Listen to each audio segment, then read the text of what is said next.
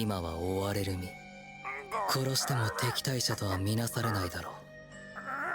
そしてこいつが消えれば。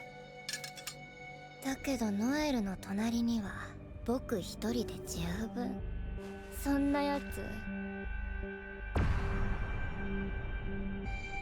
あの男は俺のものだ。僕が殺しちゃうから。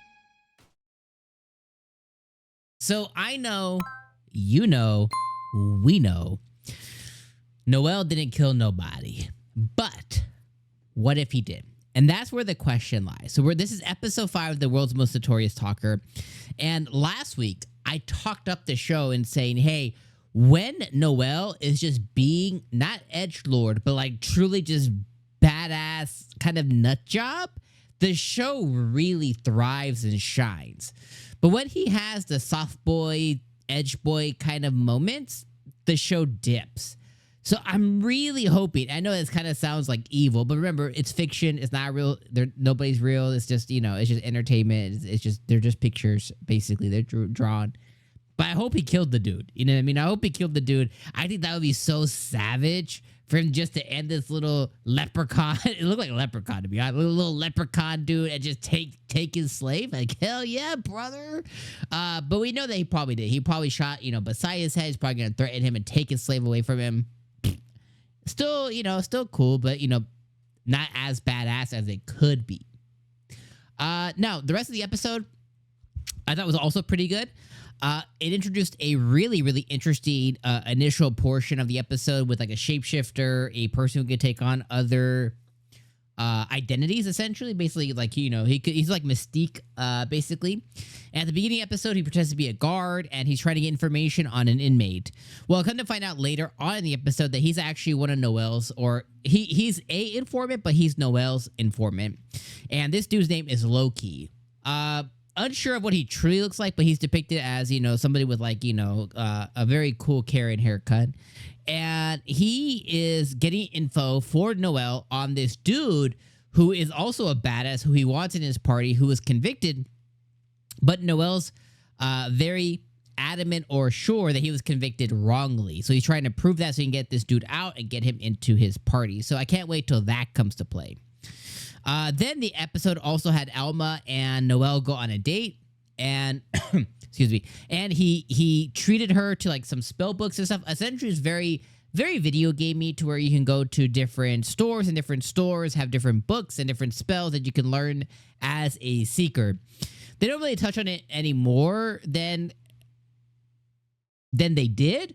But from what I gather is if you have enough money, you can have enough spells if it aligns with your job. So the one thing that breaks for me a little bit is, let's say that's true, right? Let's say I'm loaded. I got tons of cash. And my job's an assassin like Alma or or warrior or something like that, right? If I have enough capital, I could just become the best I can basically, you know, pay to win. Now, I don't know if that's true, but that's the way it was said to me. Or not said to me, but that's the way that I kind of like got it from the episode. Because even Noel, he's like, oh, if I had 35 million, whatever, I could go get this spell that raises something from the dead, like some OP spell. So it's like, it sounds like people could pay to win, essentially, and upgrade themselves. Now, although there are people who have innate abilities, like Alma has innate abilities, Noel has innate abilities that he has, trained up his body and stuff over years. So you can still break the mold by putting in the work, but there's also a cheat code that if it aligns with your job or job class, you can get to where you need to. So I thought that was the only thing that kind of broke it for me, because like, oh, well, if that's true, then there's a lot of really interesting people that could potentially pop up that have been bettering themselves with capital. Outside of that, though, Alma and Noel, like I said, they shared a date. Noel ended up dipping from that day to go talk to Loki. Alma met up with this other elf girl. I can't remember if I've seen her before or not. And basically, the end of that conversation, Alma talks of like, hey, if there's anybody else that joins his party, if anybody even thinks about even taking up any of my boys' time, my boo-boo's time, I'm going to kill them. And she was for real about that. Now, is that actually going to happen? Probably not. But I think that she'll be very threatening. So yeah, overall, I'll just put a button on it. I don't think we need to talk more. A really great episode. Really enjoyed it. I like low-key. I like seeing more of Alma and her craziness. I like seeing that she is definitely desired by a lot of others. He took her to the steel shop, and one of the dwarves was like, oh God, mama. You know what I mean? I like that quite a bit. I like that the episode introduced him trying to get more characters. I like that the episode introduced a like samurai kind of guy as well too, which is the slave dude who he's trying to get from the little leprechaun. That was pretty cool. So can't wait to see what ends up happening with that. But yeah, very, very good episode. I'd say easy peasy 8 out of 10. That was a really good episode to watch. So yeah, I'm gonna see you guys next week for episode number 6. Number 6? Number 6, yeah.